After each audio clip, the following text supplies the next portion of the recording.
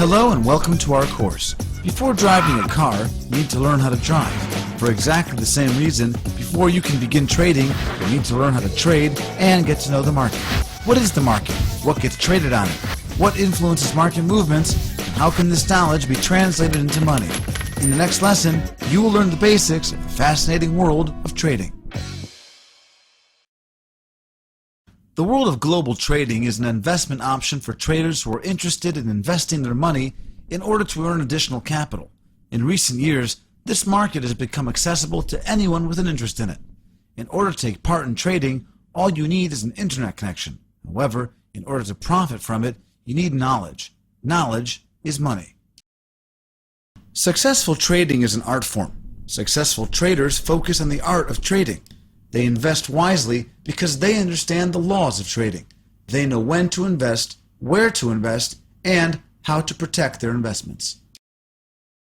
One of the most common mistakes made in trading is jumping right into the market without understanding where it's going and without knowing the signs that the market provides. It's kind of like jumping into the water without knowing how to swim. The odds are against you. Trading these days is done mainly in the short term, in what is known as day trading or aggressive trading, meaning that trades are bought and sold within a short time frame. Day trading is done with highly liquid assets, meaning that the value of the traded asset can change a great deal in a short time. This enables large, quick profits and is therefore more attractive to most traders. Long-term trading is called passive trading and involves trading in time frames of months or years in the hopes that the value of the invested asset will increase over time. Global trading is done by buying and selling various products. All of these products can be defined under the umbrella terms of assets or financial instruments. Let's list the most popular financial instruments. The first instrument is currency pairs. Currency pairs are currently the most traded assets in the world. They refer to the ratio between the currencies of two different countries. The first currency in the pair, the one on the left, is the base currency, while the one on the right is called the counter currency.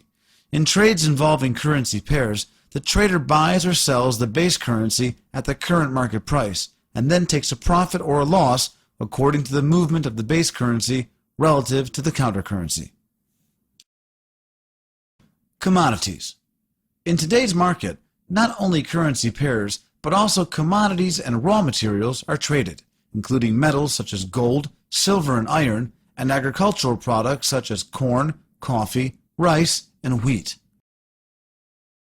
Futures contracts including crude oil and diesel. A futures contract is an agreement which states that a certain product will be bought or sold at some time in the future at a predetermined price. Oil has a potential for future profits since as countries develop, the demand for oil grows higher and higher. The price of oil is mainly influenced by varying levels of supply and demand. Crude oil is the main source of energy in the world today and has become more and more popular over the past 50 years amongst traders of various kinds. Stock indices. Stock indices provide information about the performance of certain groups of stocks. A stock index has a value that changes according to the total performance of the group of stocks represented by it. The index can be, for example, the weighted value of all stocks in the group. Indices can be invested in the same way as single stocks, with returns that are proportional to the change in the index. Supply and demand form the foundation of economics. To understand this principle, we need to understand that as demand for an asset increases, or as its supply decreases, the asset's price will rise and vice versa. The following is an example that illustrates this principle. Let's say a farmer has 5 regular customers. Each day his chickens lay 10 eggs. One day the chicken only laid 5 eggs, although the same number of clients wants to buy eggs. There aren't enough eggs for everyone, making his clients more willing to pay more for each egg, resulting in an increase in the price per egg.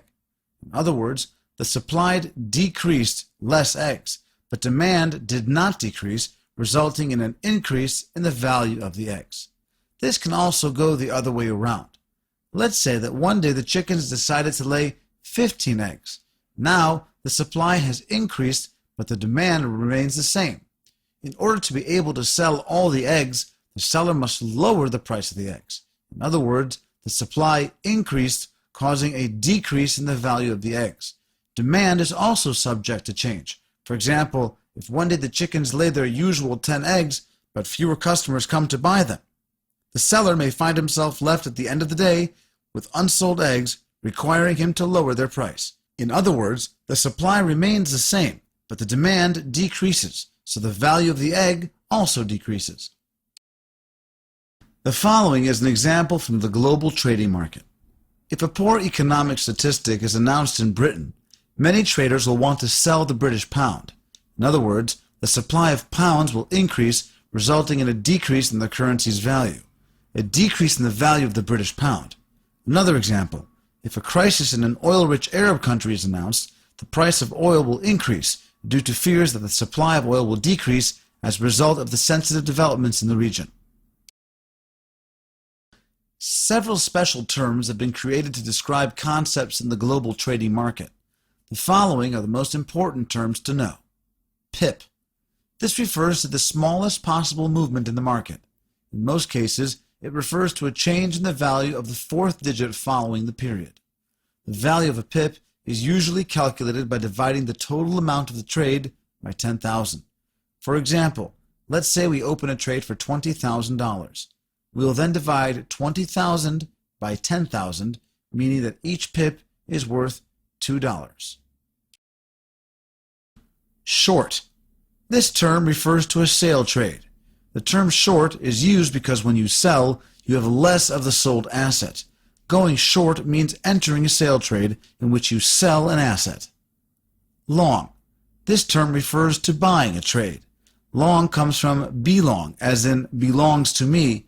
Going long means entering a buy trade in which you buy an asset. Another important concept is bulls and bears, or bullish and bearish.